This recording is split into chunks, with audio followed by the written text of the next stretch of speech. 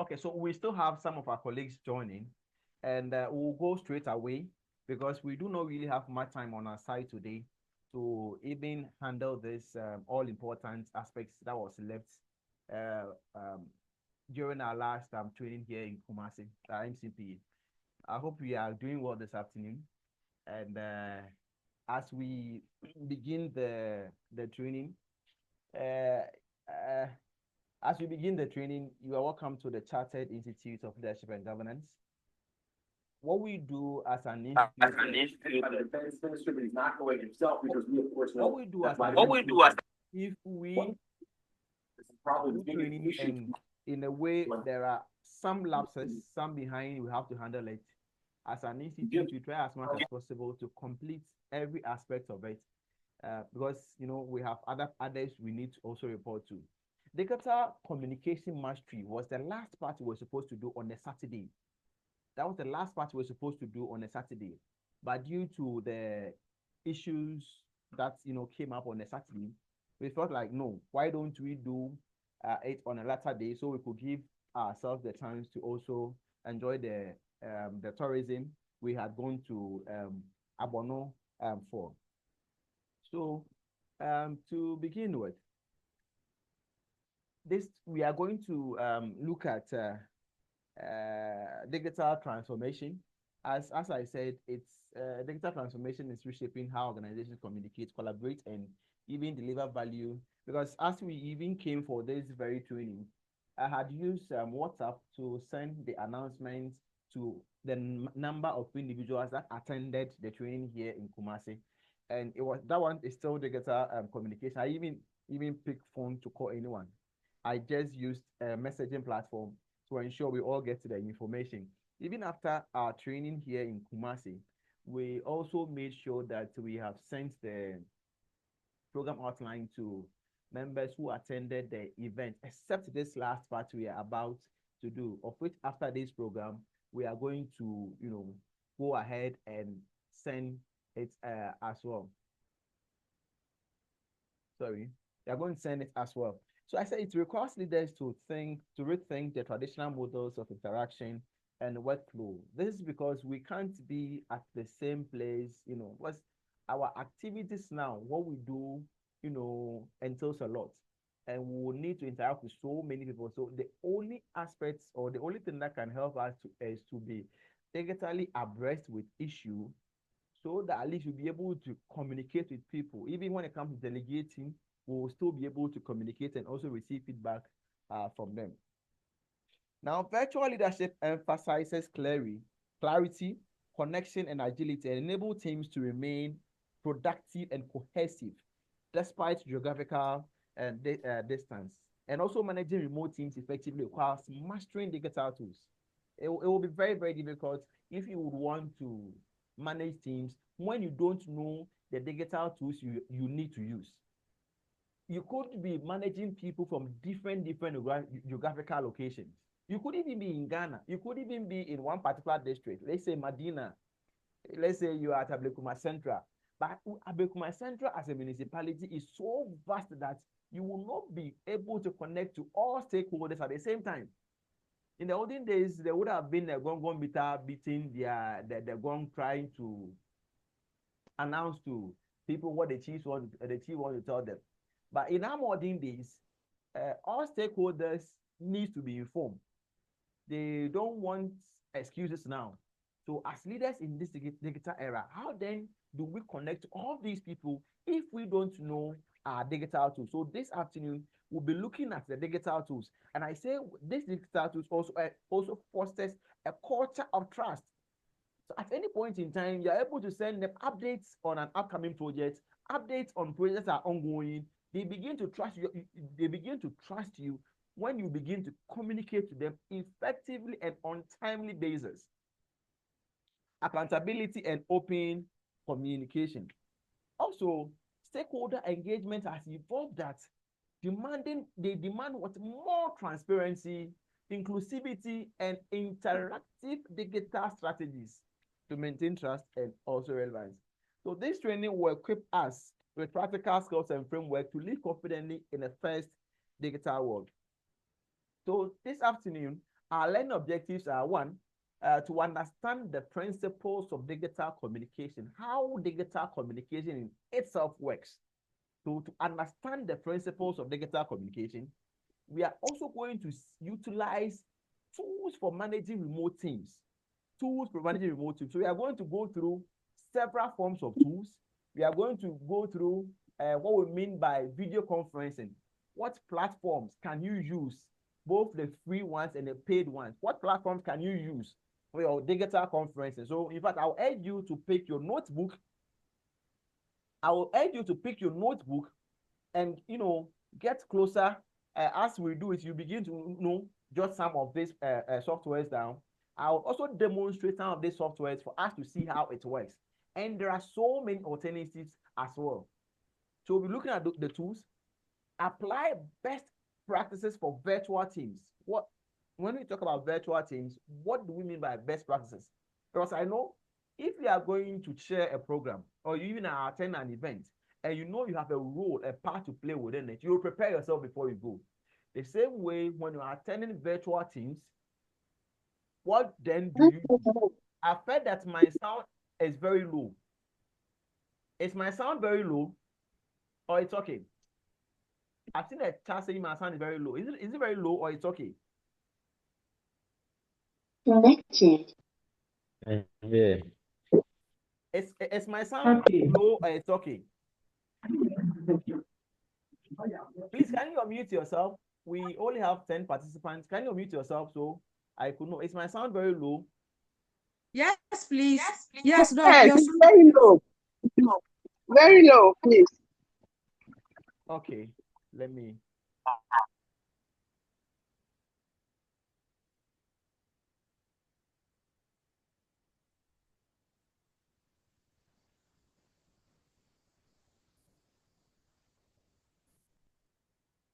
Is the sound okay now?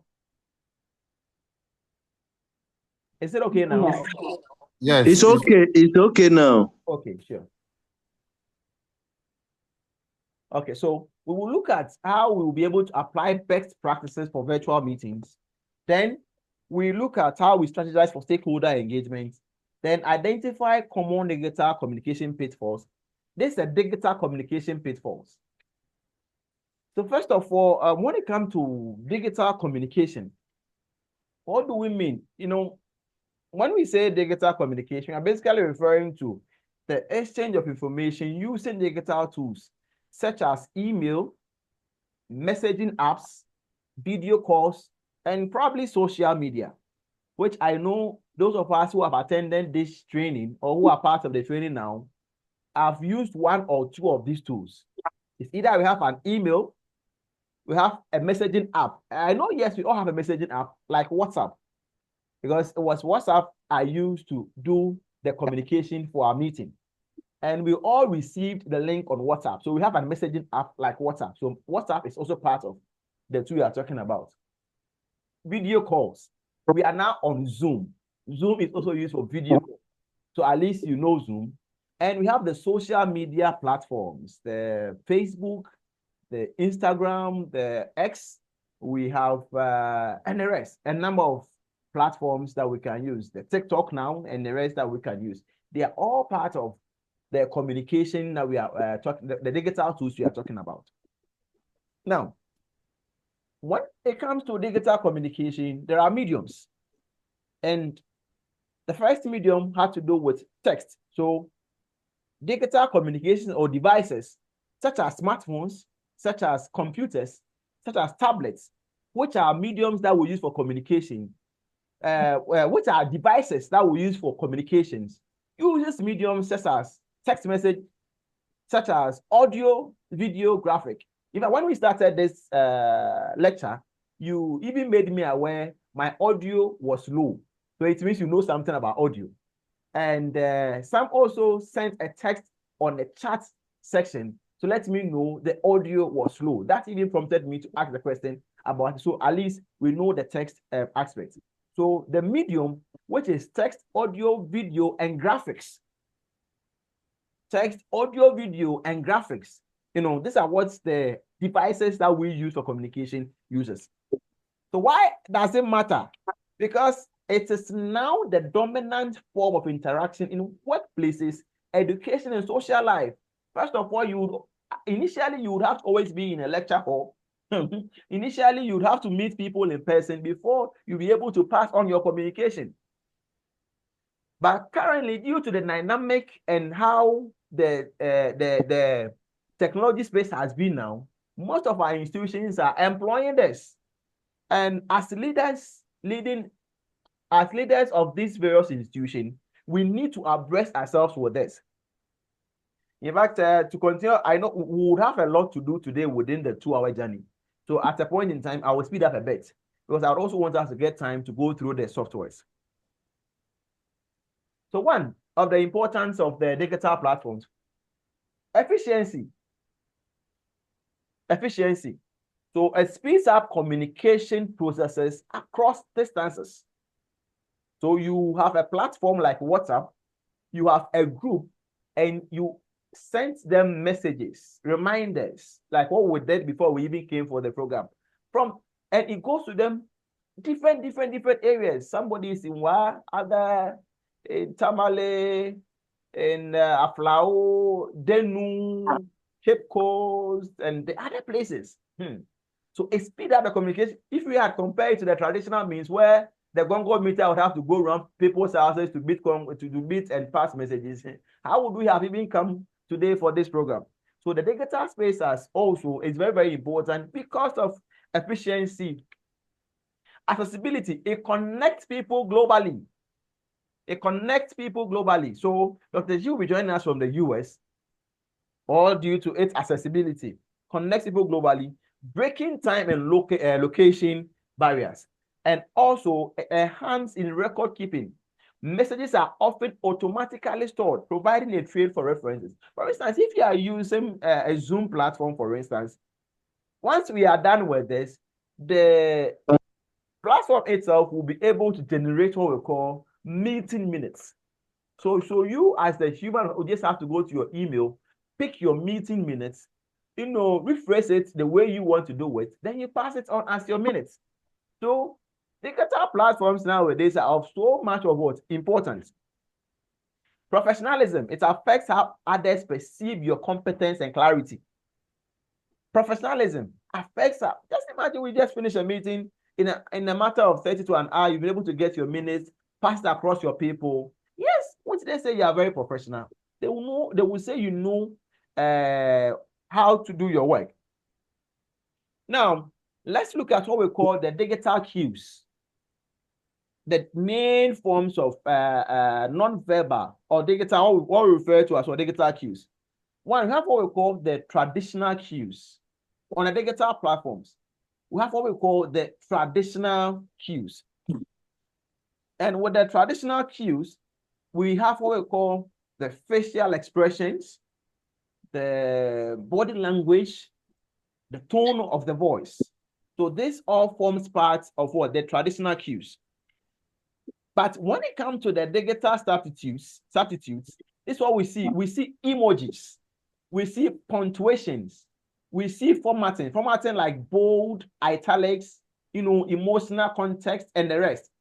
So you could see when I send messages and I feel like it's so long and people will get bored reading all these messages, I try to bring in emojis, I try to bring in punctuations, I try to even bring in formatting and the rest. So that when you read it, once you see those pictures and the rest, you will still kind of not be bored when you read or what we refer to as what digital fatigue. You will not be affected by that. So we have the emojis, we have the punctuation, we have the formatting, and all these things as part of it. Timing and response behavior. So the engagement and the respect. Then we have what I call now the challenge is lack of face-to-face feedback. At times can lead to misunderstanding. But when you always get back to the person who sent you the text, did the video, any other thing, you are able to get the feedback. So this is the non-verbal part of the digital cues we are talking about. Now, let's look at the key components of digital communication. One is the tone. Because if you want to do voice or audio, tone comes in. One, it impacts how your message is being perceived. How your message is being perceived. How, be polite, professional, and context appropriate. Clarity, how clear. Your digital message must be very clear. The timing as well. You have to look at that when it comes to your digital communication. Then your responsiveness. Acknowledge messages even if a full reply is pending. So for instance, I've sent you an email.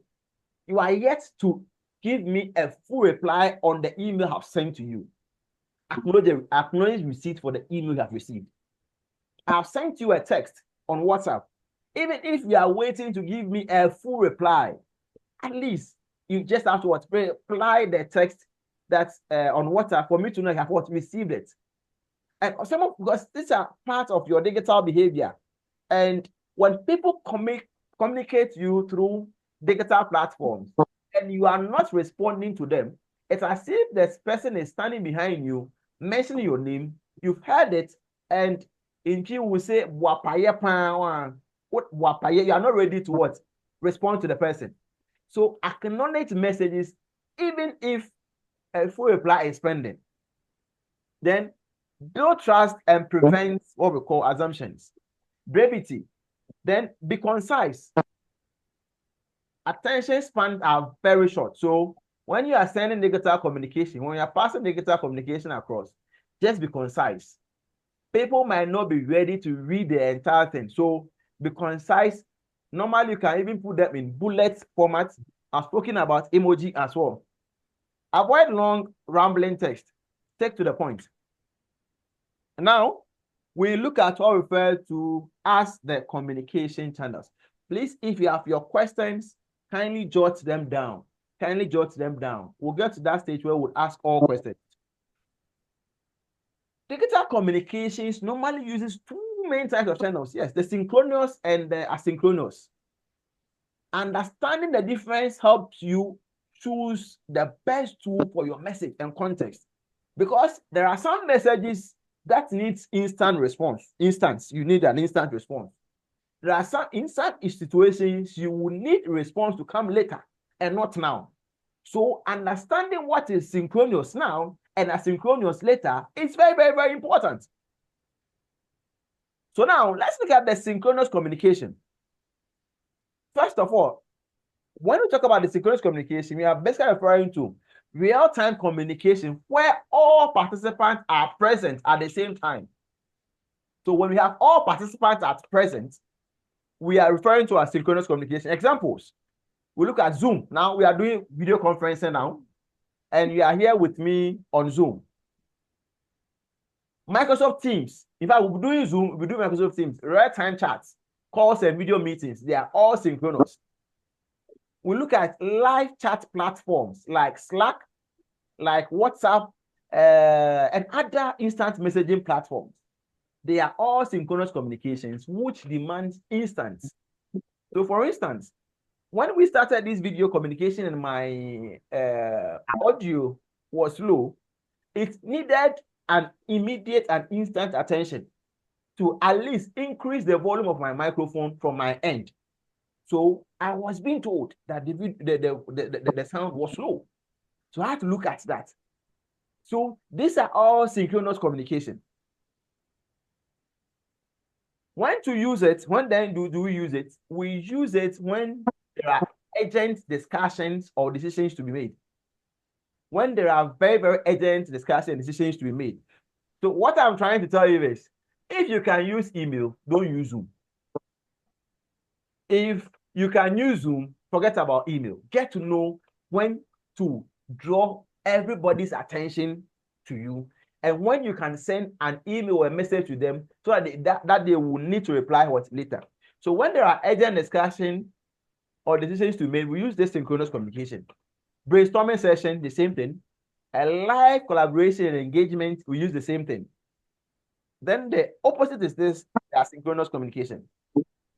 Here, communication that does not require participants to be available at the same time. So, example, we can do for email, for formal messages, then later response, follow-ups, and all those things. Emails are very there. Shared docs. So Google Docs are there, Microsoft OneDrive, SharePoint, and the rest. Some of this collaborative editing and all those platforms are there that we can use for messages that do not need now. That's at least you need people to respond later. We have taskboard. When I say taskboard, I'm basically referring to project management platforms. Project management platforms, basically for you to track projects and assignments. So we have platforms like Trello, Asana, and the rest. When I say Asana, not the fruits that we eat. This is a platform called Asana. So we would look at all these platforms. Please, I hope you are with me. Yes, sir. So now, when do we use this? When the issue is non-urgent updates or instructions. When the time zone is flexible, or at any time, yeah, no, you are okay with it. So you don't really want to bother people, bringing them together, those things. So flexibility here, you look at that, okay, then I'm not using synchronous, I'm using asynchronous. Then when documented communication history is needed, we use some of all these things. So now, let's go back to the tools for virtual communication. So this is where I would rather take my time to really take us through, because with this, we will need time to go through. So in a digital first environment, selecting the right tools enhances efficiency, collaboration, and clarity. And these tools fall into 4 main categories. In fact, even aside what we are doing now, Madam Rejoice, you know me that at your place at Ablekuma Central, whatever happens there, the tools that you need to work to ensure there is, an objective has been achieved is very, very, very much important to you. So whenever you get to the office, you are making sure that your tools, your things are in the right place. So tools that as leaders, tools are very, very, very important. And I do tell people, when I come to you to work on my vehicle as a mechanic, and I read that you don't even know how to use your screwdriver, I'll know you are not a proper mechanic because you don't know how to use your tools. And leadership has gotten to the sense that we are all going virtual, we are going digital, technology is far enhanced. So we need to know our tools. But I'm taking my time here because I want us to understand this. The tools we are going to discuss today, they are basically being put into 4 main categories. And the first category is for the video conferencing. So as leaders, there are tools that we can use for video conferencing. But let me put it in this. There are tools we can use for our video meetings. So tools for video meetings are one in the first category. Years ago, if you have heard of anything video conferencing, you'll be thinking of Skype. There was Skype and the rest. But now there are plenty of these tools available. Now, 2, messaging. You want to text people. You want to receive response on text. So text messaging is also another tool. Then the PM tools for project management. There are several projects, especially those of us at the municipalities, at the MMDAs. You have several projects scattered across your district, your assembly, and the rest. And how then, I know there are going to be officers doing tracking and all those things. How then do we track them? There are a number of these PM tools that can be used. And I know even, is it 2 years ago, the Office of Head of Service had even tried to implement something on this, do some collaborations and the rest to get, digital platforms for MMDAs to use and the rest. So how then do we, our projects? It's very, very important. So there are other tools under the PM that we'll look at. Then document collaboration. Some years ago, what we'll do is when we are at the office, we used to do peer-to-peer. We will not use anything. We'll just connect one cord from your computer to another computer. So we could share a folder on the computer. Then at least we'll be going to share and no. Now there's what called cloud over the internet that you'll be able to do. there are tools we can use to put our document together. I hope you get me on this. So when it comes to all your Word documents, all your PDF documents, okay, all projects associated to Matadis B, JHS, you want to put all under one folder and keep it somewhere so that when Office A want to access it, Office A can go to it. When Office B want to access it, Office B can go to it. So those are what we're referring to document collaboration. So these are the four main tools. And just to wrap up over this, because I'm not coming back to it again. One, video meeting.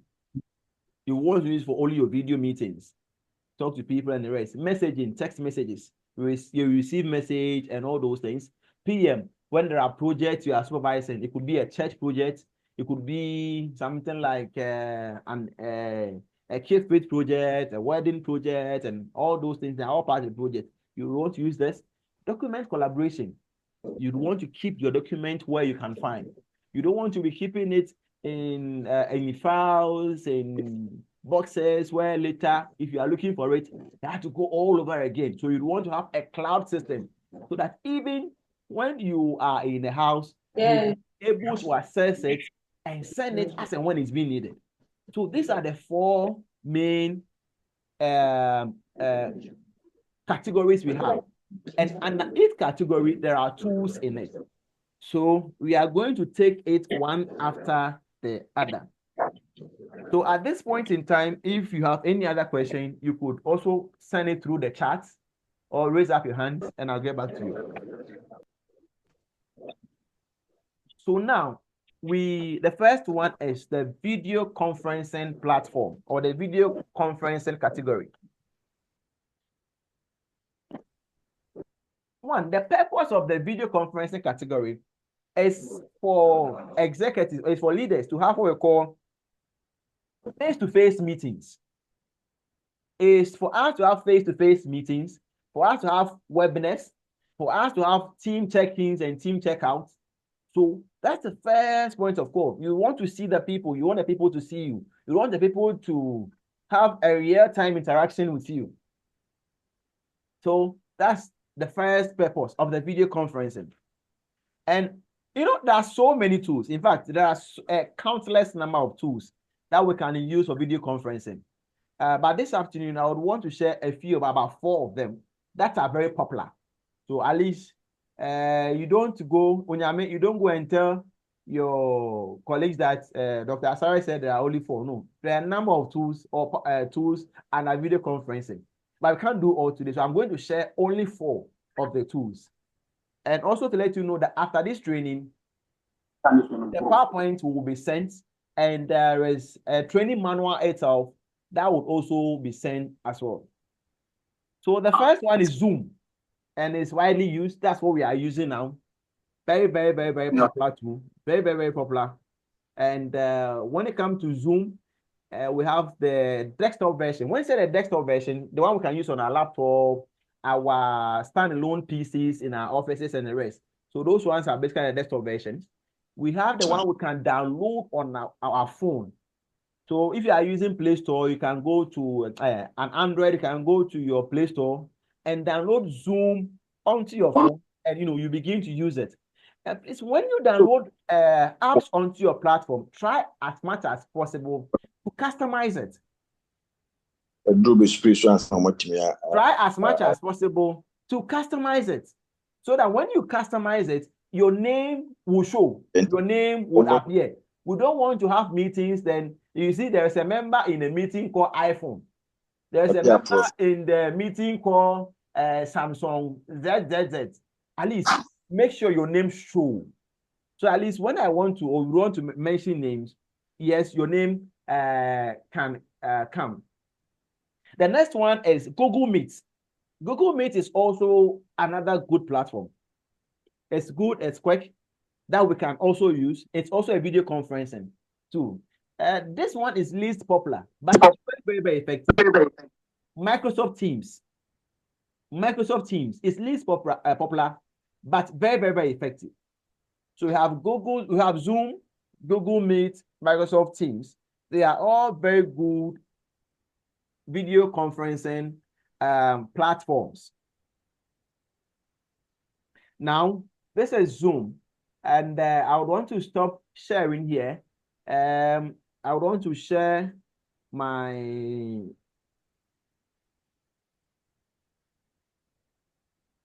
okay, so I'm going to share my entire platform screen so we can have a look at it.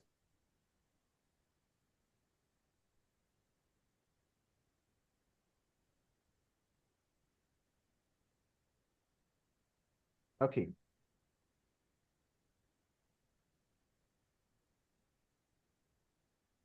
Okay, so we have I made mention of Google platform. So this is the Zoom platform.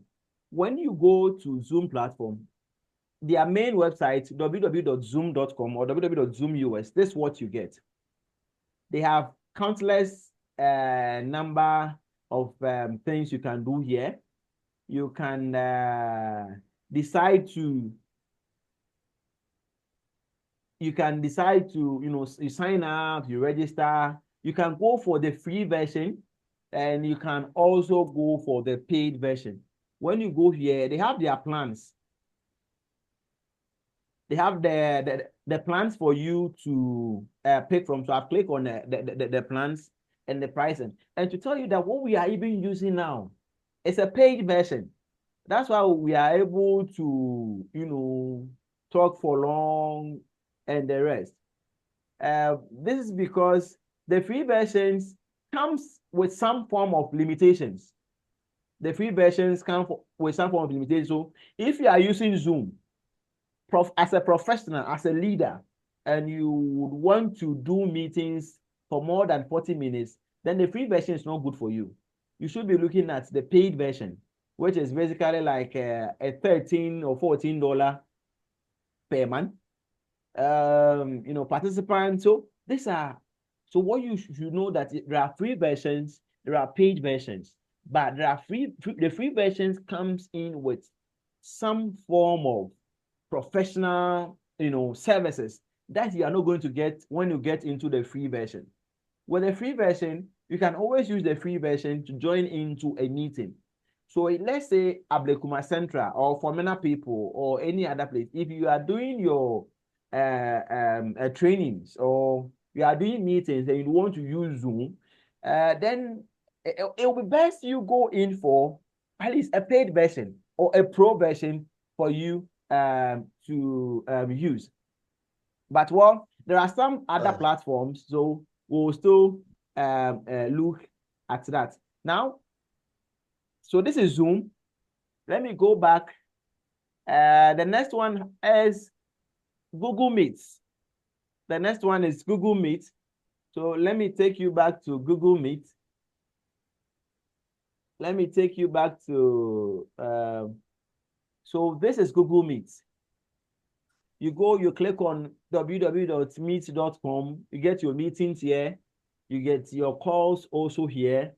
So with Google Meet too as well, you can have both meetings like the way we're having in Zoom. So we are giving you all the softwares, or introducing you to all the softwares, so you know what fits best for you. So if you don't use Zoom, you can use Google Meet. And basically the same thing. Even at CLG, at times we use Google Meet for our evening meeting. So you could even see that what I'm using at 8 p.m. today, the Professional Conduct and Ethics Committee meeting is coming on at 8 p.m. So it's either you use this one or you use Zoom.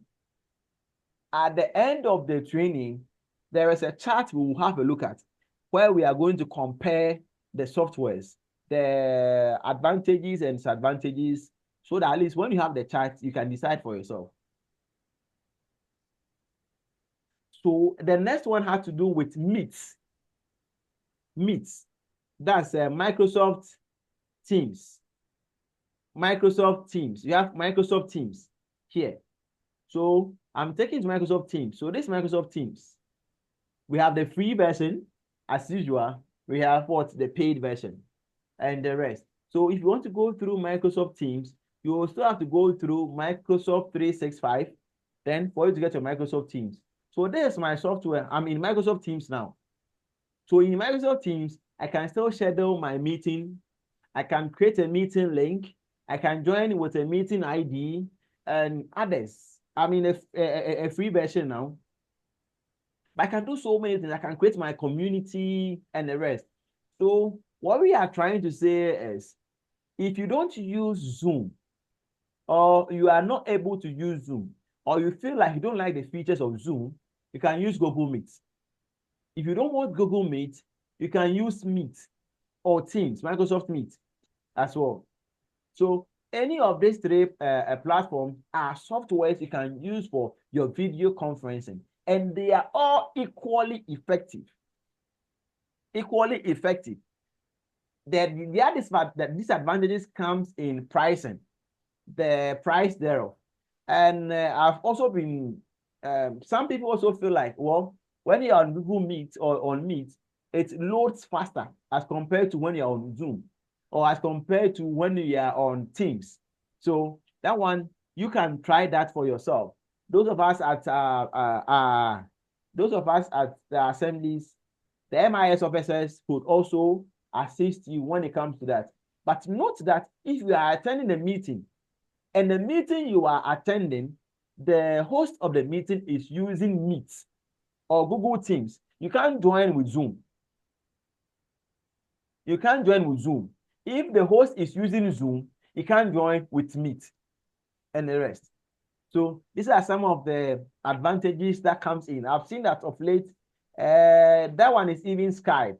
People are able to join Zoom meetings through Skype via an application and the rest. So some of these, activities are still coming on.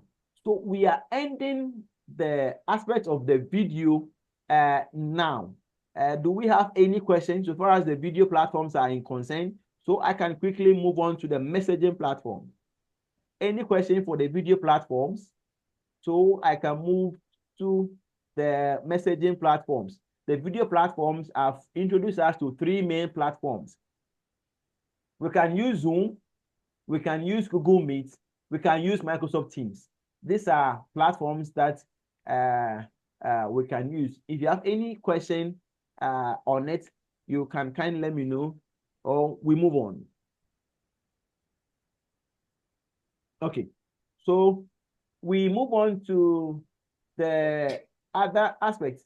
Is there any question coming in? Okay, so now we come to the messaging platforms. That if you want to send message. So remember when we started this, I made mention of the 2 main forms of digital communications that we have in the aspect of either you are doing the synchronous or the asynchronous. And I said that in areas where you can use an email, don't use a video conferencing tool because it might not help. In an aspect where you need to see people face to face, you could go ahead with your video conferencing and you don't need to use messages. So we come to our messaging platforms. So the messaging platforms are basically for instant communications or for quick updates. It could also even be for informal chats and also for team coordination. So it has both the good side and the bad side. So now we'll look at the popular tools when it comes to the messaging platforms. So now the first one we did was the video platforms. The first one was the video platforms. So the video platforms, you have 3. You have Zoom, you have Google Meet, you have Microsoft Teams. Those 3 softwares, any of them work perfectly if you want to do a video conferencing with it. Now we are coming to the messaging platforms. And the first one is called Slack. In fact, Slack is very, very effective because you can organize your messages according to channels, So only finance office, only MIS officers. Let me even use, for instance, CILD, only coordinating directors, only deputy coordinate directors, that way. So you can do channels, and it also supports integration. For instance, okay, now other platforms do so, but it supports integrations. You go to people's website and you see that you can send them instant message from your website, and it will get their Slack account and for them to reply. Some of these integrations are very, very effective when you use Slack. Teams, Microsoft Teams also that same thing. You could also use for text messaging and the rest. Then WhatsApp, very, very common.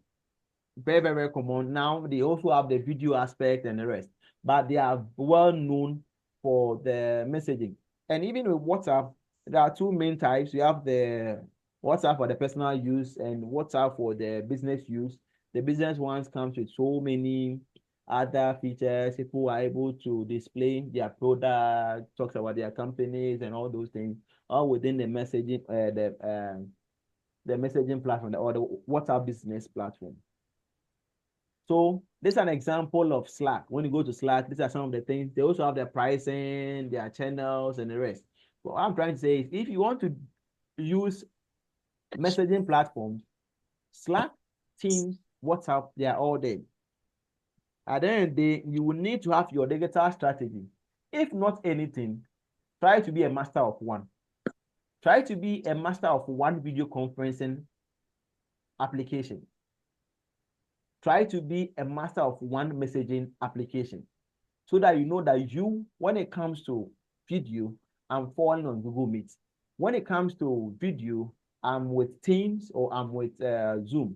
When it comes to messaging, I'm with Slack, I'm with WhatsApp, or I'm with Teams. Some of these things really, help. At least be a master. No, please, your slides are not moving. My slides are not moving? Yes, please. Okay. Please, can you see it now? Are the slides moving now? Okay, from this. No. No, please. Okay. Is it moving now? No, we still have meat on it. The experiment you were trying to show us. Oh, okay. Yeah, the slice is not showing. Okay. Let me do it now. Let me share the entire screen. I think I have to share the entire screen. Yes, inside the window. Okay. So it should show. Is it showing now? Yes, it's showing now. Okay, great. So we have what we call Slack. So I was talking about Slack, and so we have Slack, we have Teams, and the rest. So now we look at Slack, Teams, WhatsApp. They are all platforms that we can use. So we are done with messaging. So at this point in time, we are done with the video. We are done with the messaging. We are now going to the PM aspect, the project management aspect. In fact, people are more okay when they come to the video and others. But when it comes to the project management, people are a bit skeptical when it comes to that. They would always want to leave it to the experts and the rest. The most popular one is the Microsoft project, which is being used by, so in fact, I've been using Microsoft project for some time now, and it's good, it's perfect. But the others, we can get it online, that at least could also benefit our entire team. So it helps teams track tasks, deadlines, and responsibilities. When there is a task for the office to do, if you use a PM software, it is going to help you track the tasks for each team member. For each team member, the PM software, which is online, would assist you to track them, get to know deadlines, get to know responsibilities.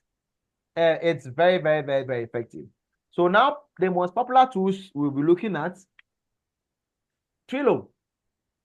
Trello is also a visual board for organizing tasks and workflow. Then we have what we call the Asana.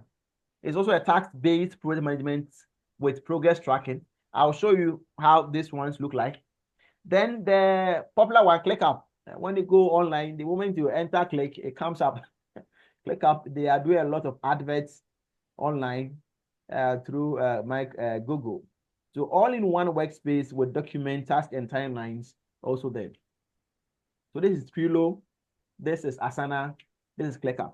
But let me show you how it looks like on the via the URL. Please, can you see it? Can you see it? Yes, please. Yes, please. Okay.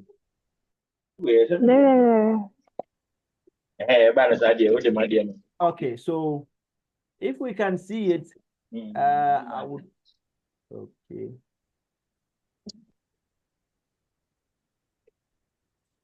Sorry, just a minute. I would want to share. Okay. So we have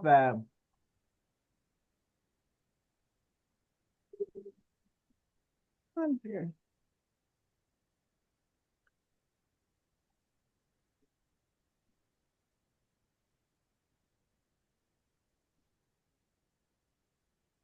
Okay. So the first one we're looking at is what we call Trello.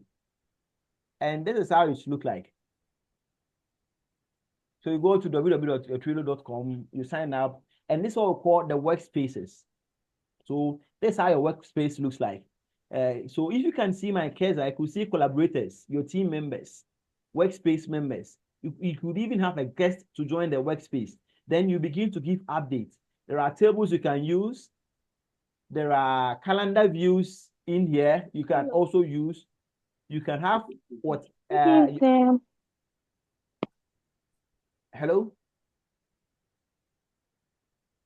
So there are calendar you can also use here. There are what called templates you can even use. So maybe you want to have something about your company overview, a project management, something. You could even pick a template. Then you create a template with a card like that. Then the project officer can even invite workspace members here. You can invite them with emails and the rest. So a typical project, maybe we would want to build an office desk for the coordinating director's office. And maybe there are 4 officers who are involved. There is a front desk person who is involved. There's an MIS officer who is involved. There is a head of estate who is involved. And there is the actual artisan, actual person who is doing the technical work also involved. You could put everyone here. Okay, maybe the front desk person to go pick up receipts, create invoices and all those things. You have it. Then you put it in front of that workspace member. Then you begin to put it in front of them. Then at the end of the day, you could see the calendar view. But this training is just to let you know there is Trello, which gives you workspaces, and you can use it for your PM. Now, there is another one called Asana. So this is Asana. You see, Asana also has a similar, because they are all for project management, workspace. And you could also have, reporting, you can have your portfolios. You can add as many projects as possible. And you can add as many team members here as possible. So all these things are part of the Asana. Even Asana, this is the original version. This is the main version. You can have your board. You can have your timeline. So timeline, you can see it's giving us what called the Gantt chart. When it's finished loading, you could see the Gantt chart in it. So this is the Gantt chart. Drafting, then it gives it to you in months and what needs to be done. You have the calendar mode also in Asana. You have what we call the workflow mode. Then you can have the direct messages. People can even update files. They want to. Okay, I said I've gone for an invoice. If it's true, scan where you have within your workspace, upload it to your workspace so that when team members come onto your workspace, they can see the invoice or the receipt you've gone in for, the designs you've gone in for. So Asana too is very, very effective when it comes to the project. And the other one we spoke about is what we call the ClickUp. ClickUp is also very effective for it. So this is ClickUp. So you could see ClickUp. So you could see that all the project management software, they have similar interfaces because of the projects involved. Because your project different will have a beginning, and must have an end, must have team members play role, must have tasks, must have completing day, completing dates and the rest. So the three softwares I've shown you Trello, I've shown you Asana, I've shown you ClickUp. They are all equally effective if you want to do that. There are even some you can integrate. So for instance, ClickUp, for instance, you could see when you come down here, we can integrate spreadsheets, Teams, Google Drive, and all these things. In fact, even under ClickUp, you can still integrate Asana as part of it. So these are also very, very, very good and effective softwares we can use when it comes to project management. Please, any question? Any question? In fact, I've been talking for long. Any question?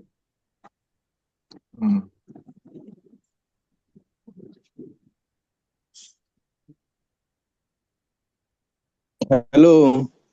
Yes, hello, please, you can go ahead. Yeah, no, Abraham, I just want to find out if you have insight about GOT backup and how it also works.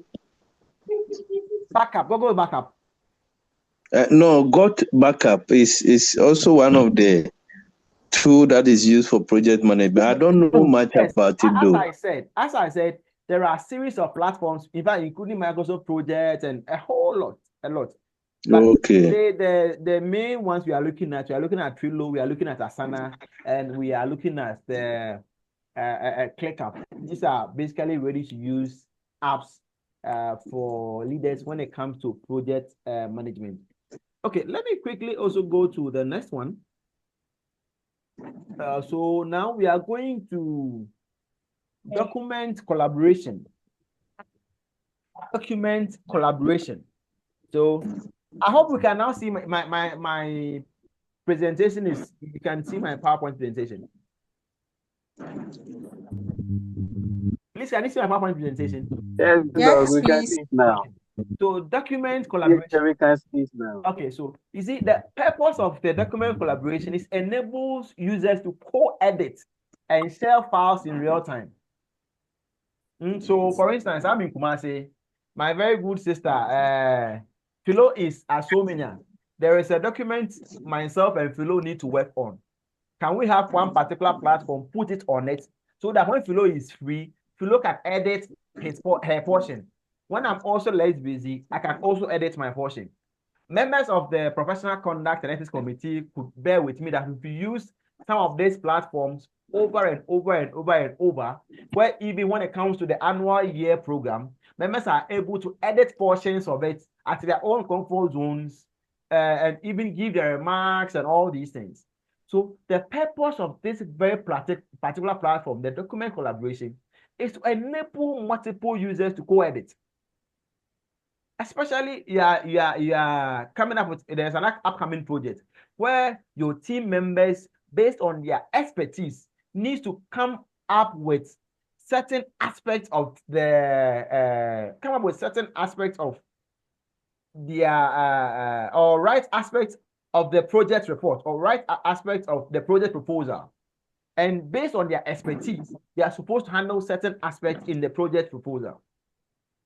We will need some of these collaborative platforms to ensure that even if we are using a Word document, I'm not Microsoft Word document, we could share, people could edit. When we are using an Excel a spreadsheet, people could also share. When we are using something for presentation, people could also, do editing and all those things. So this is where the collaboration seems to come. Now let's look at the popular ones. Google Docs.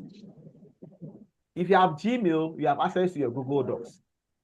So this one is a cloud-based one with real-time collaboration and comments. If you have not used Google Docs, none of us here can tell me that they've not used Google Docs before. Because when we came for the training in Kumasi, that was what we used for registration. We all entered our details through Google Forms, and it was collected real time for us to know who is going for the banku, who is going for the rice, who is going for this, who is going for that. So we all have used and experienced what we mean by Google Docs by using Google Forms? Hello, Doc. Hello, Doc. Hello, madam. Hello. Yes, madam. We're still getting feedback. Ollie, please kindly mute yourself if you're not speaking, please. Thank you. Okay. So we have another popular tool called SharePoint. Google Docs for Google. We have SharePoint. You see, one thing I want us to know is, you see, we are leaders and we should be open to various forms of tools that are available. Even if we don't use them, we should know it exists and people are using it. So if you don't use Google Docs, or you can use what we call SharePoint. It's also a Microsoft enterprise level document for managing what systems. Now, these are the very two we'll look at the document collaboration. Either Google Docs or we are using what SharePoint. Yeah. So this is SharePoint, and this is what we call Google Docs. Let me show you real time how they look like. How Google Docs and how SharePoint looks like in real time. So this is SharePoint. Google Docs is very popular. This is SharePoint. So here, when you've entered SharePoint, you see one tricky aspect of SharePoint is when you type www.sharepoint it's going to take you through some other aspects.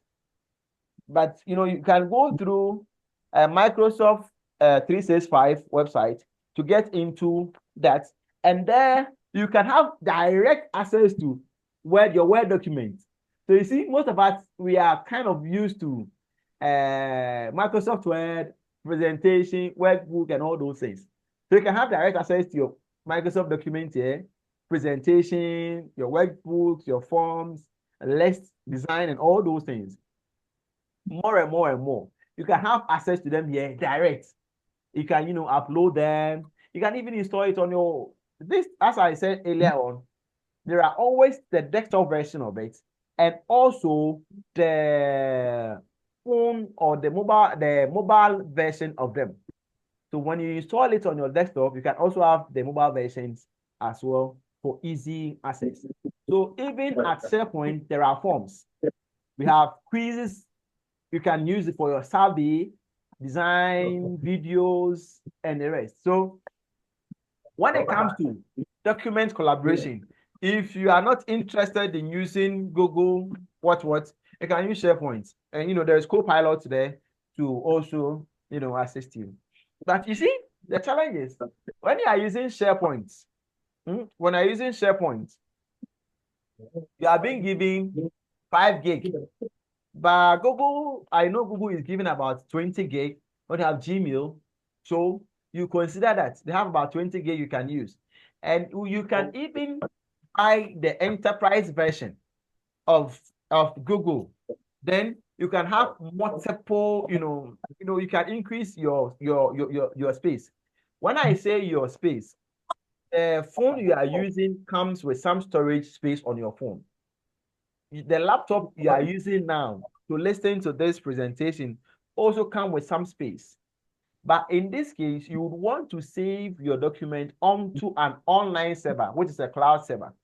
And you are using SharePoint or you are using Google Docs. So Google, when you use their Gmail, their account and the rest, you have access to those things. But they give you only 20, which is the free version. When you pay for the paid version, which is the enterprise version, they can give you a huge space where you could even share with your colleagues. And this time they could even give you an email which the end of it comes as the domain of your company or the domain of your official website. So for instance, the official website of CILG Ghana chapter is www.cilg.org. So if we were using Google Docs and want to get an official email, you could still have seen my name adams.asare@cildghana.org. But the back end of it will be Google Enterprise. So all messages that go through that email goes to Google server, and it doesn't go to the server of the website I'm using. Because mostly the websites that we use, the server will give you something small like 10 gig, unless you buy something huge. So this is the difference if you want to get the enterprise version or the free version. So that will be that. Now let's move to the next one. Let's move to the next one, which has to do with managing virtual teams. But please, before we move, do you have any question?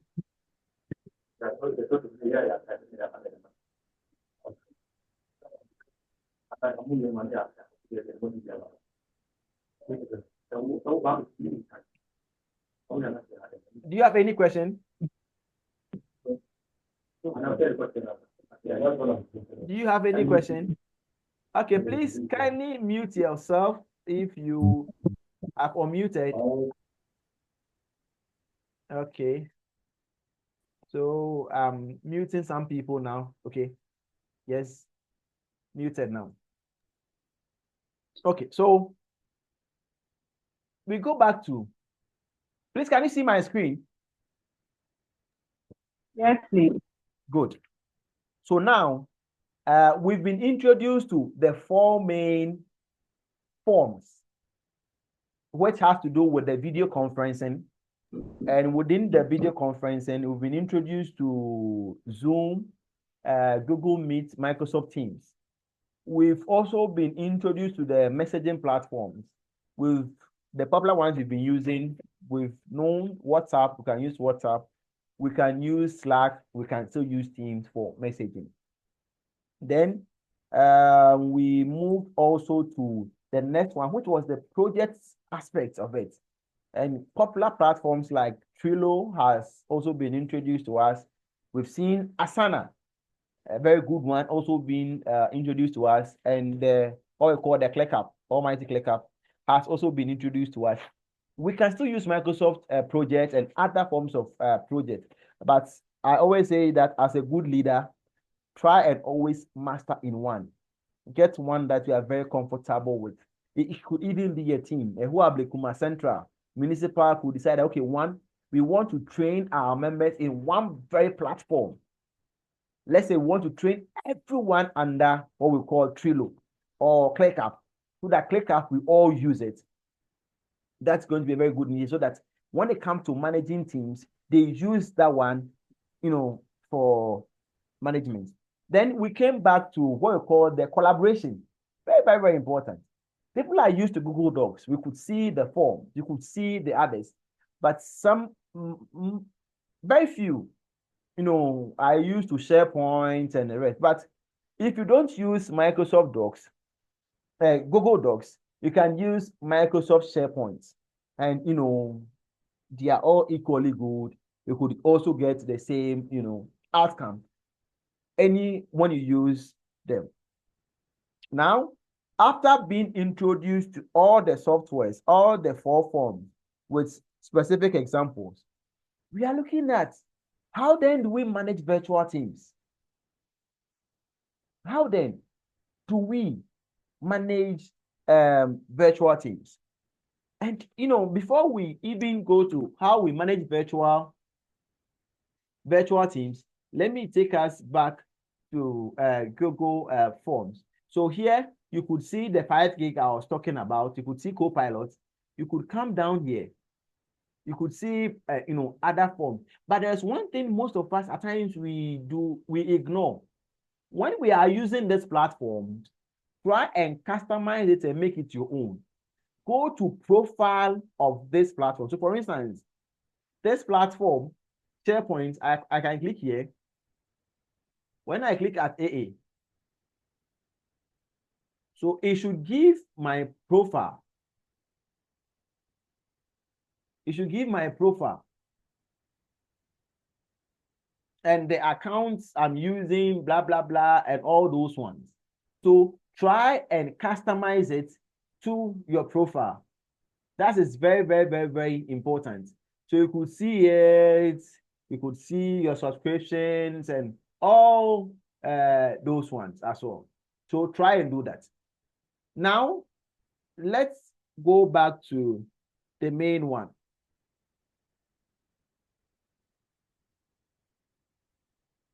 Let me use, okay.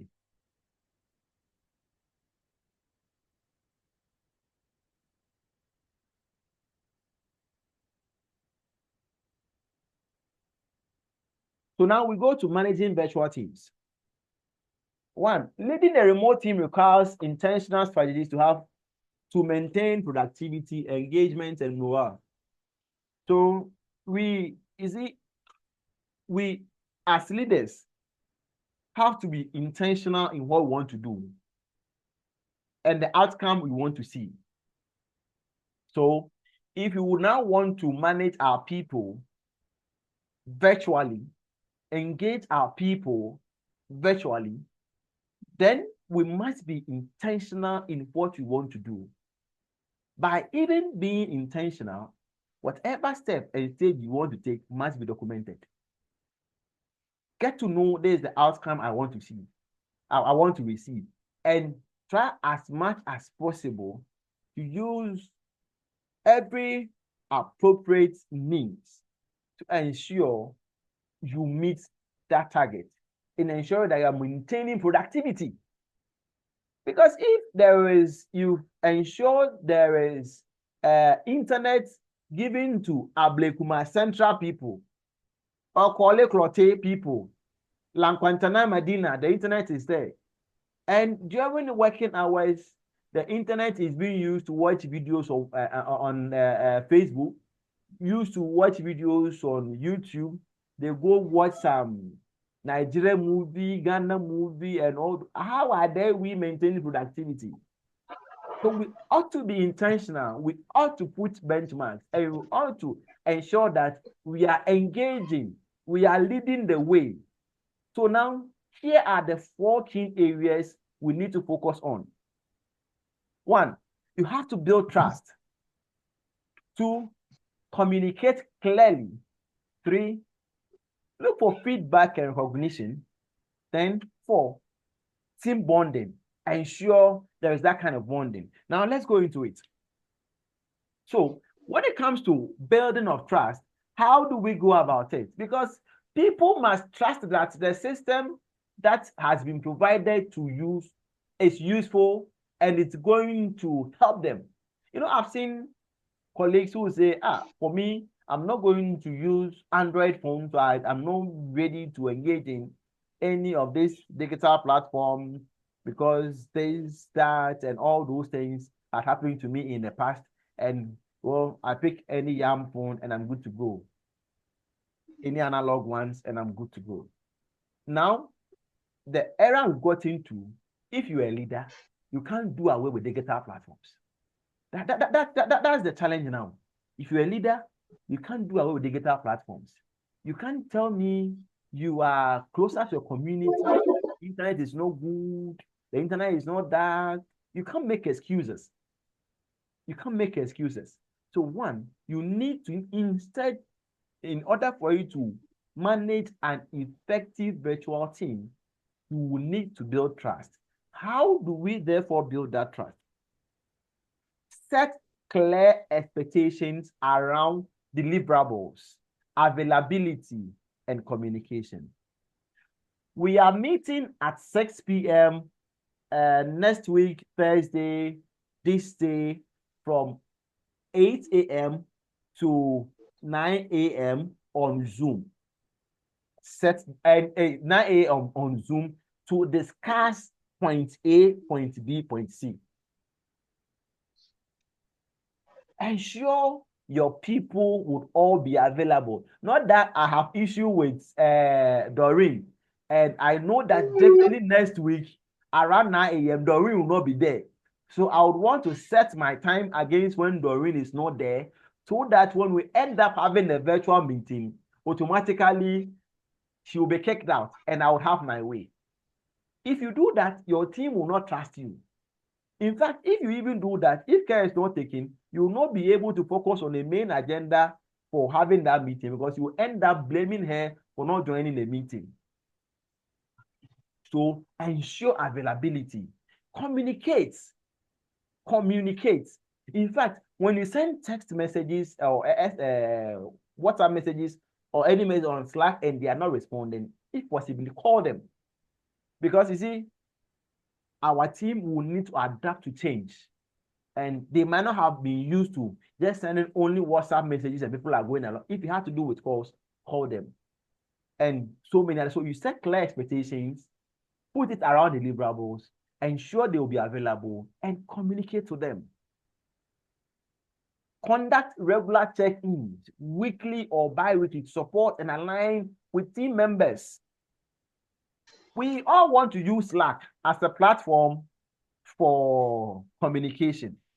If you know your members are not abreast or are not up to the level you want to use Slack, regularly check up on them. Have you downloaded Slack on your phone? Have you been going through? Are there challenges? Do you need an MIS officer to assist you? Some of these things. Do that to ensure that you are aligning your team. You are ensuring that your team members are comfortable with the use of WhatsApp as a video platform for your video meetings. They are comfortable with the use of SharePoint as a collaborative tool, so that when you put your Excel file on it, they can just go there and edit. So you do what we call, you conduct regular check-ins. So why does it matter? Trust is foundational in virtual settings where face-to-face interactions are limited. Because you see, I've not even put on my video, but a number of us who are here have seen me and know my voice, so they know that I'm the one talking. So when I sent, or they've had my phone, so when I sent them a link for them to click and join us, they clicked on the link without saying, hey, or without even thinking about it. Okay, what if the link they were clicking on it, I'm going to hijack their phone, I'm going to take over their OTPs, I'm going to their accounts and all these things. So you see, when people don't trust you, it's difficult for them to join you when it comes to virtual meetings. So ensure they trust you, they trust the link you are sending to them. Don't just be there and be sending any link. Be sending any link. Very, very funny ones. You'll be there and you receive links from leaders saying that if you send this particular link to 5 groups, you are going to get this. You need not to forward those chain messages. Then when you begin to be forwarding messages that are not reliable, accurate, messages that are going to affect your team members, next time when you even send the real link for them, they will mind you. So we need to build trust when we are going to the MVT, managing virtual teams. The second stage is we must communicate clearly. We must communicate clearly. How then do we do this communication? Because, for instance, I won't tell you we are using SharePoint when the link I've sent you is Zoom. Or I won't tell you we are using Google Meet when the link I've sent you is Zoom.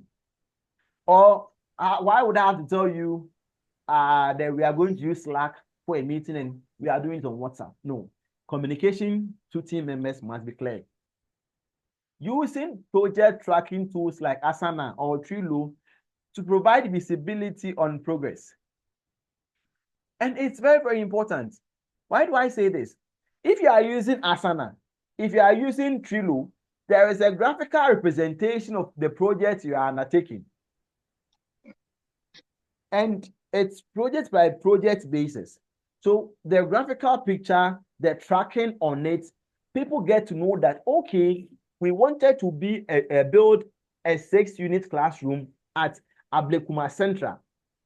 And the 6-unit classroom that I wanted to build, the contractor has updated the portion where he's saying he has finished up to the foundation level.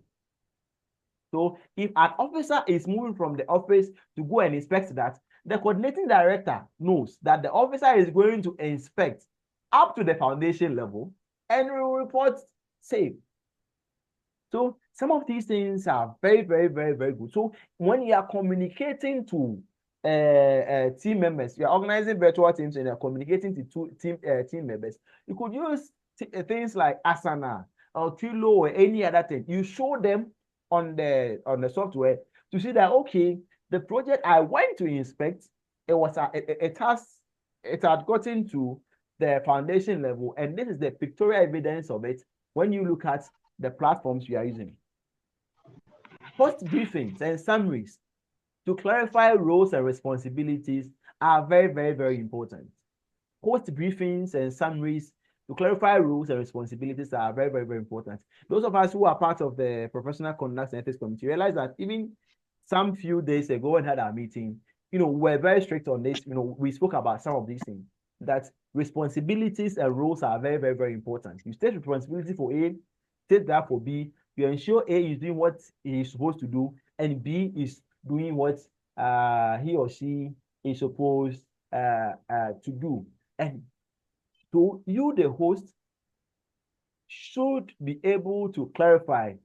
Let them know who is going to be the co-host for the meeting we are going to have, who is going to be the secretary, the other roles of other members who are part of it, and what are the responsibilities and all those things. So why does it matter when it comes to this? Clarity reduces misunderstandings and keep everyone aligned.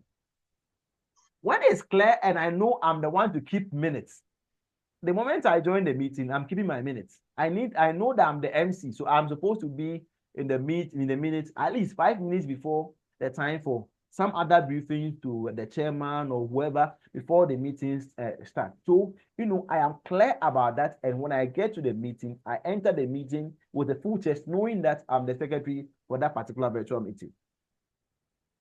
Now, let's look at the feedback and recognition. It's very, very important. So how? Offer timely and specific feedback via calls, emails, or performance tools. Asana is there, Trello is there, ClearCap is there, Microsoft projects are all there, and all these ones are also there.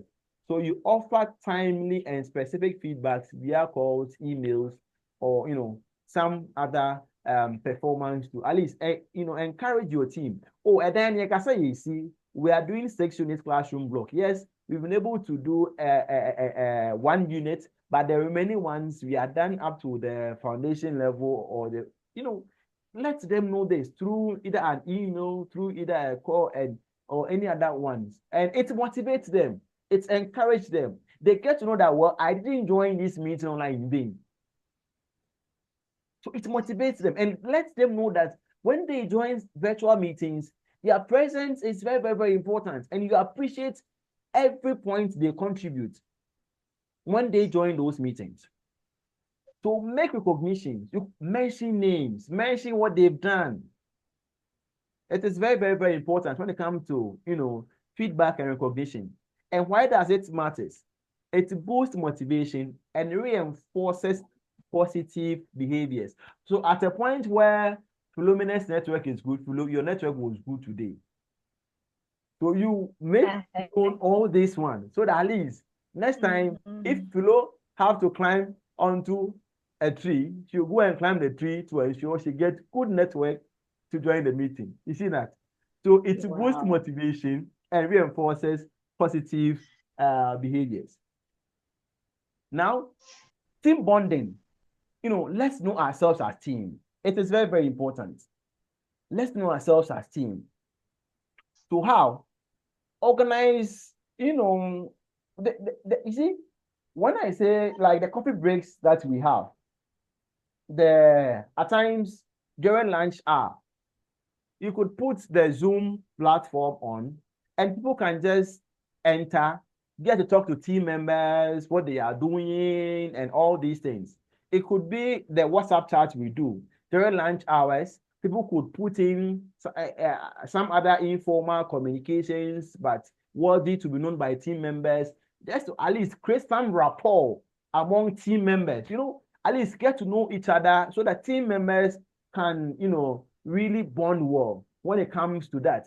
And you see, the more and more people are bonding digitally or virtually, you see, it becomes so easy to, always have them on the virtual platforms. So you can see that now all students, associations are on virtual WhatsApp platforms, and a whole lot. Platforms are, and also you can, so that's some of the things you can plan online games, you can plan team building activities, you can, celebrate birthdays, you can celebrate milestones and the others. So all these things, helps us when it comes to team bonding. And why does this also matter? Social connection fosters team cohesion and reduces burnouts. Social cohesion fosters team social connections fosters team cohesion and reduces burnout. You could see Doreen has gone to the house from Medina, and she's just tired. She's now going to prepare cocoyam and some contom raised stew. But she's ready to meet the team. So Doreen will still join the Zoom meeting, join the Google Meet, and still put the cocoyam on the stove, and still be listening to us while preparing food, still contributing while preparing food. And it's because the social connection is there. So even when he's with us and we are still doing our discussion, she's still comfortable, and it doesn't even look at how tired she has been throughout the day, and at 8 p.m. she is still with us. So it really matters when team bonds. So the connections that we get fosters team cohesion, and it also reduces, burnout. Now, so let's look at how then do we engage stakeholders digitally.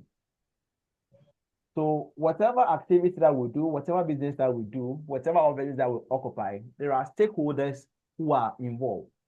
Whether you are a coordinating director, you are an assistant director, you are a pastor, you are a bishop, you are a project manager, you are a secretary.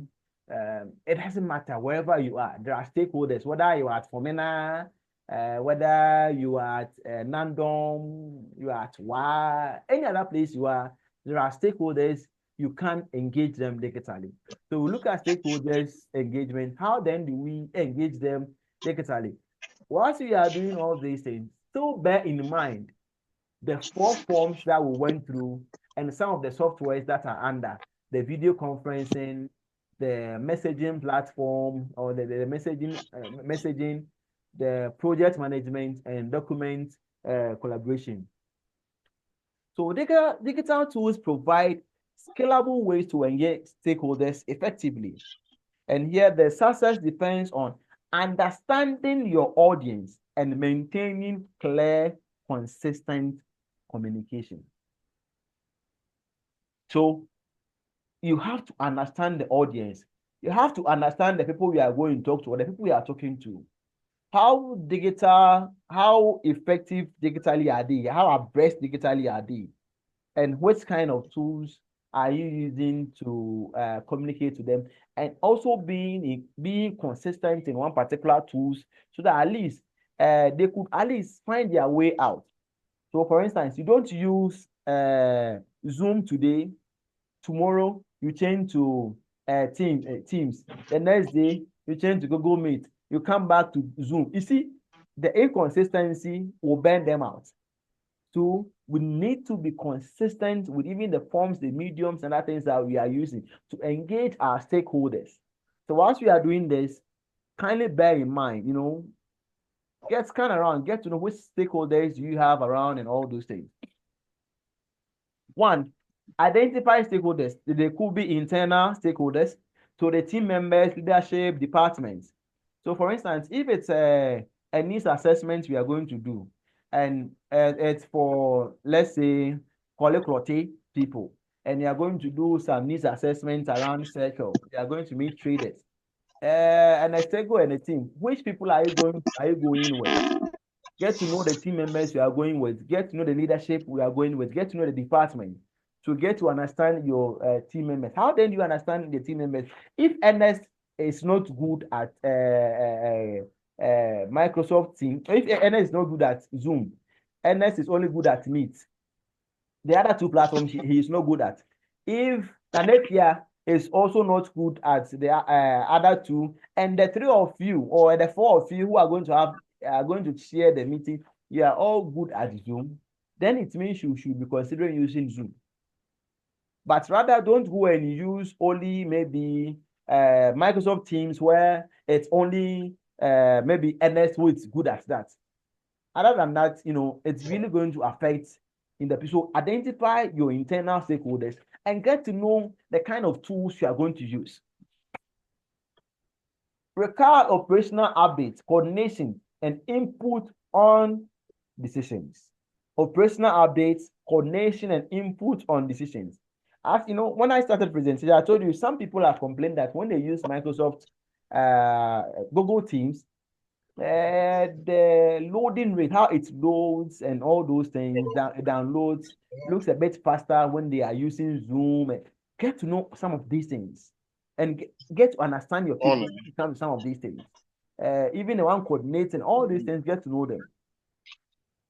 External stakeholders, the same thing, the clients, the partners, suppliers, regulatory bodies, get to know them, identify what you can do. Then they need performance updates, insights, and consultation where there is necessary, especially if you have already used something like Zoom with them and realize that one was effective. Everyone was able to join. They were not having names like iPhone and the rest and all those things. Why don't you go ahead and you use that with them? Get to understand the engagement method. Are we doing emails? Please remember when we started, I made mention of synchronous and asynchronous. So understand those forms. So the engagement methods, are we using emails? Which one is ideal for formal communication, updates, or announcements? Is it going to be ideal to just send a WhatsApp to your MC or DCE as a formal communication? You will know that. Get to know updates, get to know what to send. Very, very, very important. So if emails, get to know that. And for instance, if you are using, that's as if you are using emails, it's basically ideal for formal communication because mostly with emails, we have what we call the signature. So in the email would be your signature below, your name, your offices, your phone number, and all those things. So from now onwards, as a leader, if you are using a blank email without signature set beneath it, kindly get your MIS officer to set that for you. So that when you send an email from Ablikuma Central and I receive it, I will know it was coming from Rejoice Dachumo, an assistant director at Ablikuma Central, or it was coming from Director Cranting, or it was coming from any of our directors, because the signature below should speak to who is sending it. And basically, it becomes very, very formal. When it comes to webinars, we should be useful for what is useful for large-scale briefings, training, or leadership trainings, like what we are doing now. Yes, we can use the video conferencing platform for that. If, for instance, we are training people at Medina, if you are training a group of individuals at Medina, and you can't move from the office to them and you want to do with, you can't send email. Automatically, you have to use some of the video conferencing platforms to do that. Surveys and forms. If you want to collect feedbacks, you want to do some, drains at some other way. You want to do some drains there, and you want to get feedbacks from the constituents there. You would basically need forms and survey to collect feedbacks. When we came to Kumasi, what we used to collect feedback, the registration and all those things were forms. So I got to know that Doreen wanted to eat banku and tilapia, and I still have it on my machine. So I'll refer her to that. if she says when she came to Kumasi, she didn't eat. So we use these forms to collect feedbacks and also to engage satisfaction or involve stakeholders in decision making. Because at that point in time, I couldn't have gone in for Ampesi for Doreen when she was looking for Banku to eat. So in making that decision on what she will eat, I needed to involve her. So I needed to use forms to ensure that she will be able to fill the form, get us what she prefer, then we will give it to her. So Google Forms are also there, or surveys are also there for that. Now, if we are doing that engagement, tone and frequency is also very important. So be transparent, respectful, and align with your brand voice. Be transparent, respectful, and align with your brand voice. If you are coming from the informal sector and you are talking to your community, be very, very, very mindful when it comes to issues related to religion, issues related to tribe, culture, and all. Be very, very, very, especially when you are doing virtual meetings. Because most people will not even ask questions. Most people will not even prompt you. But when they are going, the things they will go and see at your back end. So be transparent, respectful, and align with your brand voice. Frequency. Maintain a consistent rhythm. You know, when you have to update them monthly, when you have to update them quarterly to build credibility and trust. So you could see those of us who are members of our institute, there are always updates being sent on our platform, and some are even sent individually because you belong to a professional body and you demand updates from us, how far the institute is going. In fact, this morning, we were very happy to hear the good news that one of our members, has been appointed to the advisory panel of Bank of America. And, we shared that we gave the release. In fact, I basically even also had a call and spoke to the CEO for BFT, and it was also good. Honorable Jans Bakker, please, you are messing up my presentation, so please kindly don't use your pen. Okay, so overcoming digital challenges. One, you see, digital communications offer many benefits, but it also comes with unique challenges. As traditional communication, so many benefits, but it also comes with its unique challenges. And addressing this proactively helps improve collaboration and team satisfaction. And I said this and I want to repeat this. Be proactive in addressing them. Don't take it as normal. Ensure you are addressing them. One, misinterpreted tone. Problem. Text-based communications normally lacks non-verbal cues, so it could lead to misunderstanding.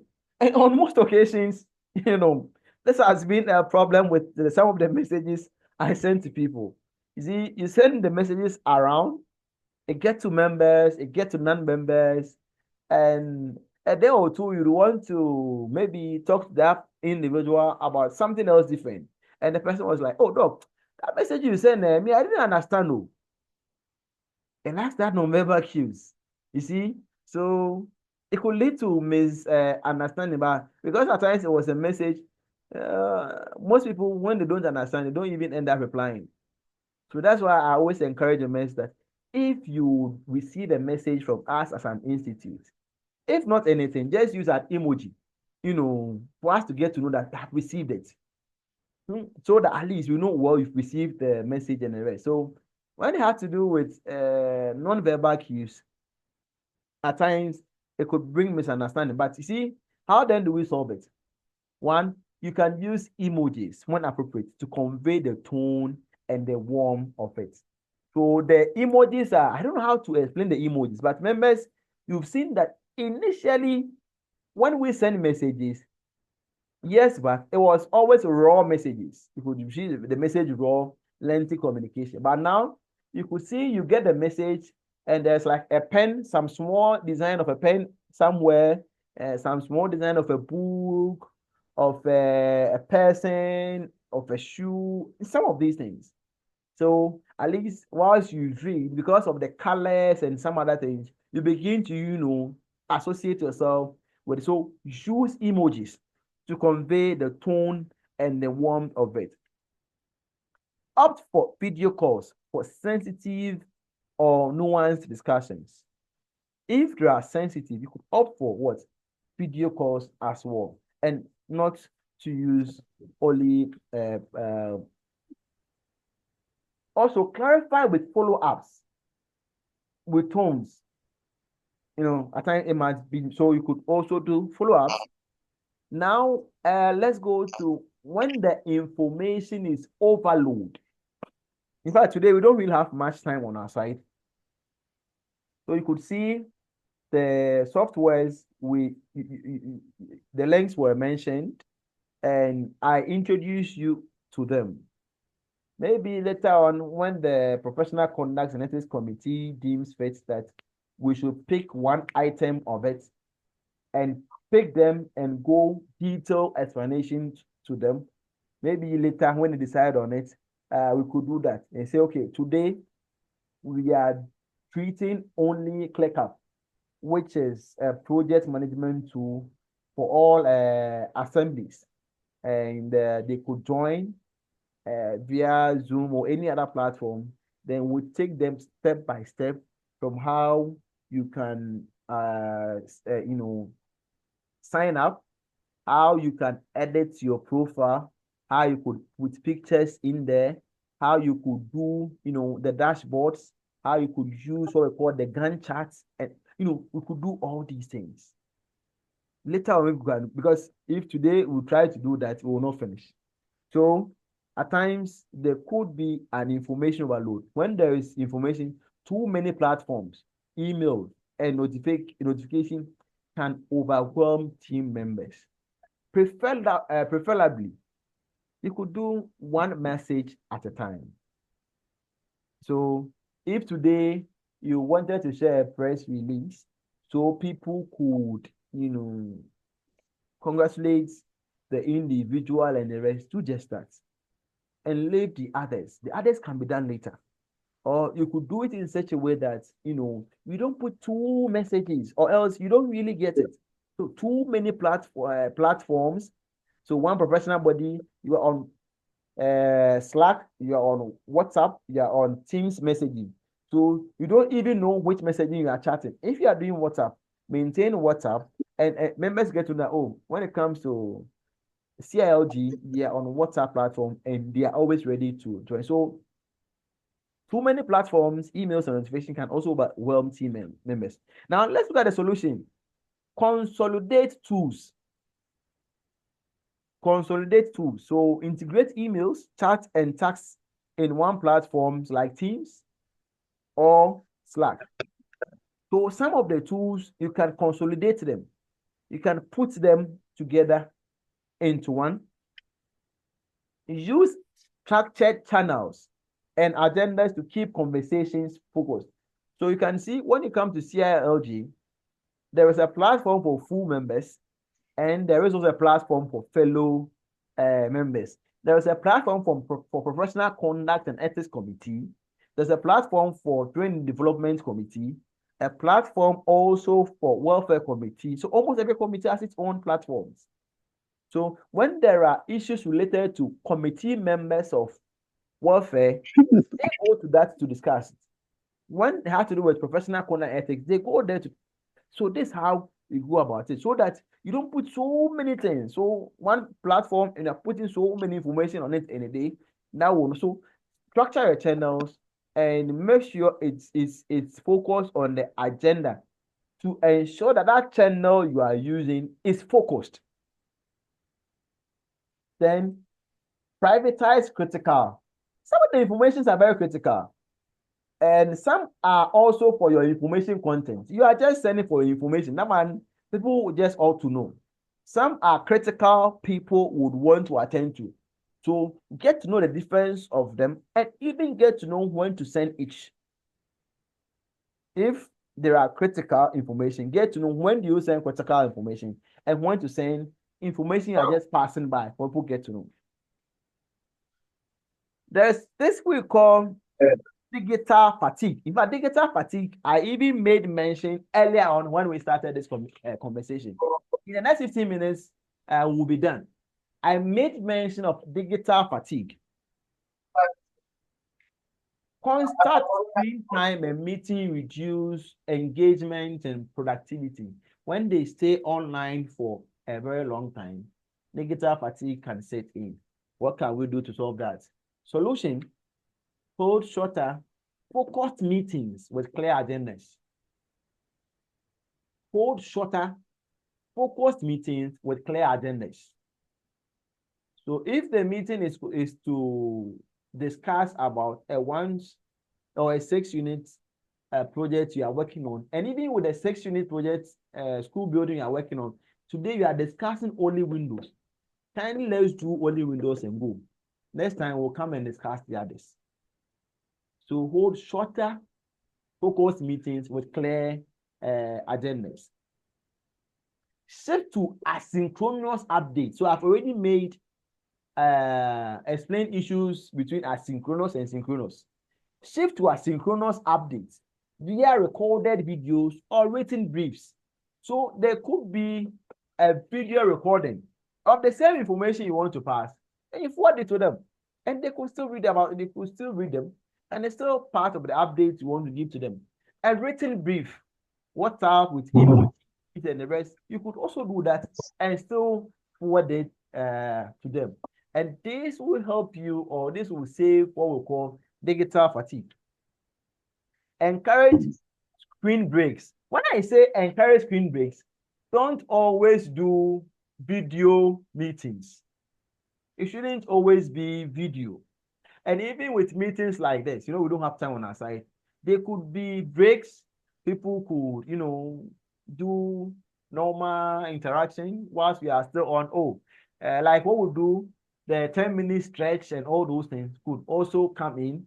Then, it could help reduce the digital fatigue. Time zones, very, very important. Traveling across regions can create conflict or exclusion. You look at the time zones you're having your meeting. Some of your members, some are in the UK, in the US, and other places. Get to know their time zone. Get to know that when you are starting meeting here, that person is either 5 hours ahead or 5 hours behind you. So you know how it's going to help each other person. So time zones are very, very, very important. Solution: rotate meetings time so no group is always disadvantaged. Very, very important. You can record sessions and share detailed minutes for asynchronous review. Then also use word clock tools to coordinate effectively. In fact, we were supposed to have a group meeting, a group discussion, but because of our time, we will postpone this. And when I share this thing, we could have the discussion could be there. Here, we're supposed to have a small group discussion. So I could have break us into smaller groups here. So each of us will be in a separate groups and discuss, and at least 3 to 5 common challenges that we face with digital communication. Then we could come back and exchange the tips. So let's even use this. Let's go to the last one. Can we have about 2 of us share with us or share with the whole group some of the challenges that we face when it comes to digital communication? Please, we would just want two volunteers to share with us some of the difficulties we face when it comes to digital communication. In fact, if I don't get volunteers, I will mention name. So if you are part of us and if you don't share, I'll mention your name. Begin to share before I mention your name. So at least a minute each, share with us some of the difficulty you face when it comes to digital communication. Please, the floor is open. Hello, doctor. Yes, please. Yeah, so Please, can I share mine before you mention my name? That's Philomena. Okay, Philo, go ahead. Yeah, share yours before I mention your name. Yes, before you mention my name. So My major experience is the network failure. So in communication using digital or digitalization, my major experience is the network failure. Okay, And then good. sometimes it breaks. So even today, as you are presenting, there was some breakage. We did not hear some aspect of your presentation. I don't know whether it is my side or we all heard it. Thank you. Okay, good. Okay. The next person. The next person. The next person. Please, one other person to share with us your challenge when it comes to digital communication. Yeah. Hello, Doc. Hey, Doreen, you can go ahead. Yes, Doc. Okay. Yours is All on right. I network, think so don't mention network. So you go ahead.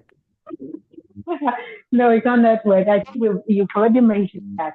That's one can also go with cultural differences and security concerns. You know, with the digitalization, where there may be password or OTP thing that you mentioned. Sometimes if it's not clearly defined, it can be, and also with the cultural thing, we might be doing digital communication and maybe the language we are speaking, though English is the language we all understand, but when it comes to examples and other things, maybe some person might understand it, basically it looks like well to understand it very well. So those are the two problems I think it's a challenging issue. Thank you. Thank you. Great. So, any can we get two other colleagues to also help us address these two challenges? Two of us to address the first one. He has issue with network. So can we have any other person to help us address that? Please, 1 minute. One person to help us address that. The first challenge. Thank you. Hello. Yes, madam. Kindly go ahead. Yes, please. I have been having experiences like that. But what I've started doing is that if the time is given to me and I know my location is not network friendly, I try to relocate to a place where I can have uninterrupted network to be able to connect to the meeting very well. So if you realize that the place that you are, you have internet challenges, you don't stay at that same place and join the meeting. You go to a place where you think there's a reliable network connectivity, then you can join. This is what I've been doing. That has been helping me. Thank you very much.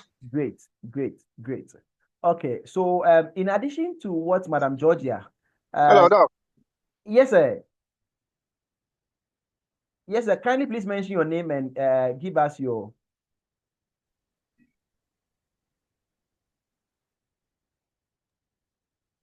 Please, if you are talking, kindly unmute yourself. Hello, Doc.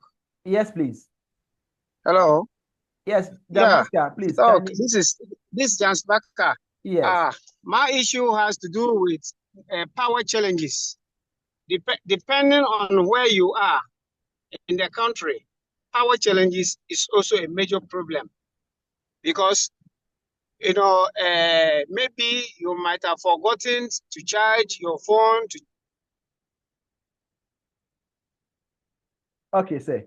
charge your laptop, and then where you think, and then put your gadgets ready, only to realize that you are running out of power. At your place, there will be power challenges. Okay, so great. In fact, now we are not sharing our problems again. We are going into My place like this is frequent, as many as 5 times. So this is a major challenge as okay, far great. as Okay, virtual great. meetings are concerned. Thank you. Okay. Yes. So Thank you. now we are looking at solutions now. So with the first one that Madam Georgia addressed, if you think you are mostly in the house in the evening and you have that pertinent challenges there is what we call SIM booster. You can see the IT people that in my house the internet is so bad, but mostly I do want to have meetings whilst I'm in the house. So can you give me a SIM booster? A SIM booster is a device that can also assist you get a very good network, it's at your place. Number two, you can also report that to your telcos. At times when you report them to your telcos, they look at their link around your locality and see how they can reroute. So some of these things are very, very important. I have reported several times. At times they work on it and it's good. At times it becomes a challenge. But obviously the easiest one is get to look for a location with good network and be there and have your meeting. The second one has to do with the language barrier. The language where, if I want to give an example, since Doreen is from Kwewu, I need to bring in some, Kwewu chi to spice up the thing. At times, well, it becomes difficult for the other person who don't understand the other part. So that's where at times the challenge comes from. So at least we'll try as much as possible to see if the example that we give, irrespective of the language we are giving an example, it relates to everyone in question. But with the issue of power challenges, we can also do with power banks. Power banks are also good. You have a power bank, and always when you know you are going to have meetings, ensure as leaders, one of the things we can also do with our laptop is once in a while, check the battery health of your laptop. Some of us, we've been using a laptop for 2 years, for so many years. We've never checked the battery health. So one day you just be there and, all your battery is being drained out. And as much as possible, try to, after every 2 years, change your battery. Change your battery. Try get new batteries, get to the technicians for them to change your battery for you. To always get very good batteries for your laptop.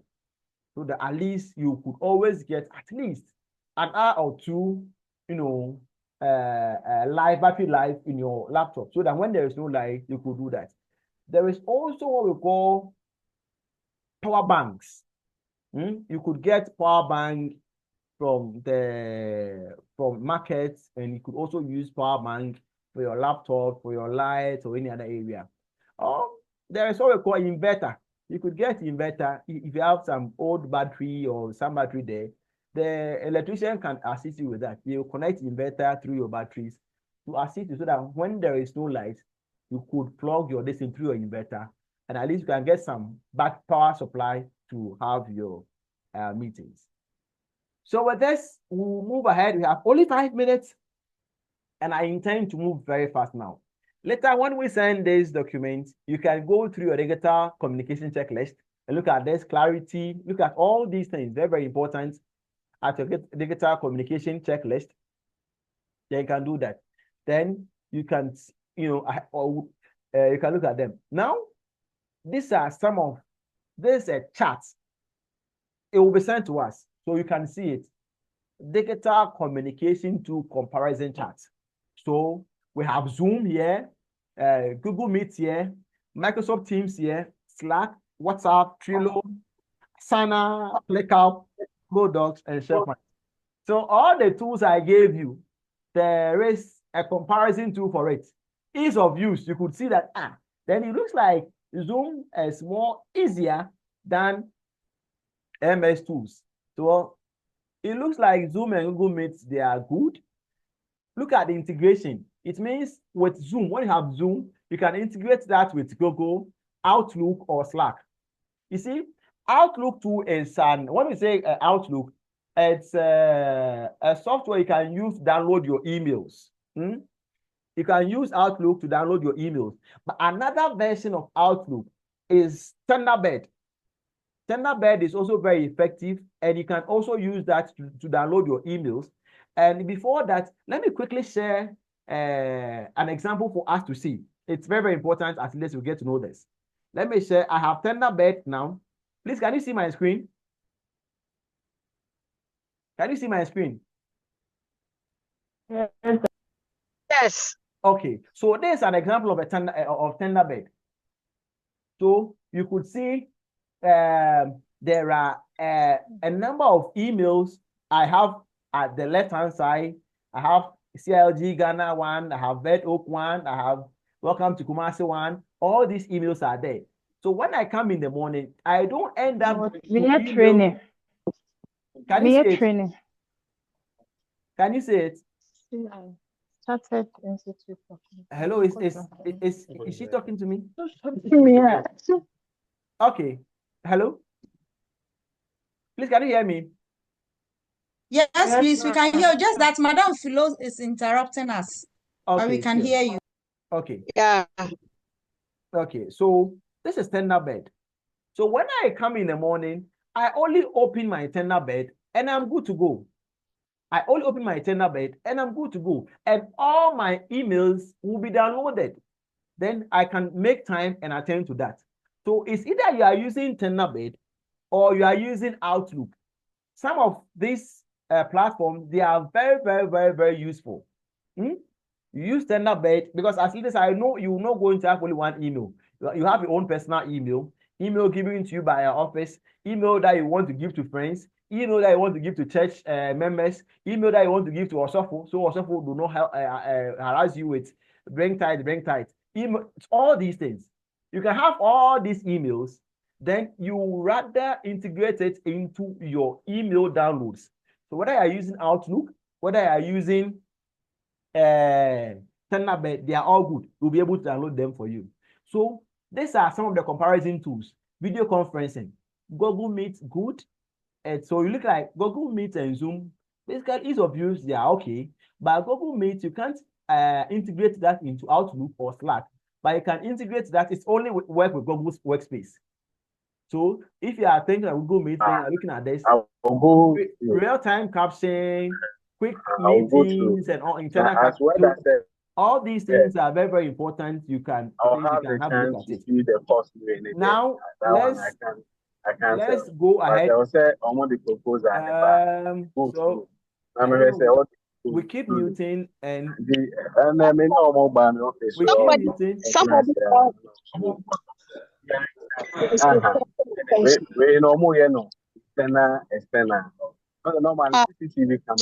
I want to mute, but the person. Okay, that's okay. Okay, so that's. So we are going to, and the document that will be sent to you, there is a quick guide to hosting virtual meetings. If you want to host virtual meeting, what do you need to do before? What do you need to do starting the meeting? What do you need to do during the meeting? And finally, what do you need to do at the end of the meeting? So it will also be sent to us. After the meeting, what do you need to do? Then we have some professional tips here also for hosting quick meetings. We have some recommended readings for yourself. You can also read. So on this note, then some recommended tools that we also have will also be sent to you.